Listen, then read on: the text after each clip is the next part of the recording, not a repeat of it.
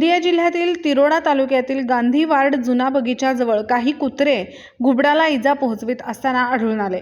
निसर्गप्रेमी यांनी लगेच कुत्र्याच्या तावडीतून सोडवून घुबडाला जीवनदान देण्याचे काम एव्हरग्रीन सोशल असोसिएशनचे सदस्य आलोक तरारे यांनी केले।